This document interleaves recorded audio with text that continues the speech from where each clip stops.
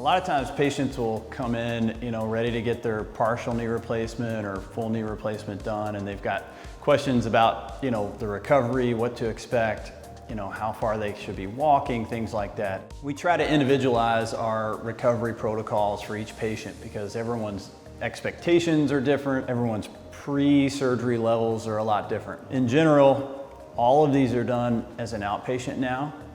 We do the least invasive protocols, we do rapid recovery protocols, so people are up walking about an hour after the surgery.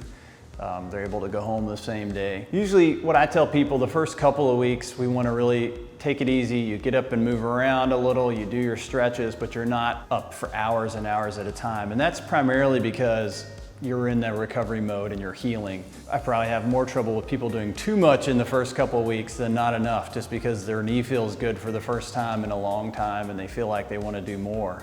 I tell them average return to work for these patients is probably 4 to 6 weeks, but again, that can vary. And I tell people to take as much time as they need off of work and we'll support them.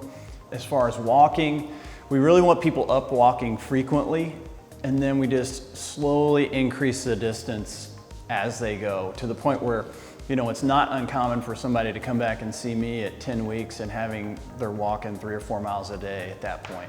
Not everybody again, but it's pretty typical.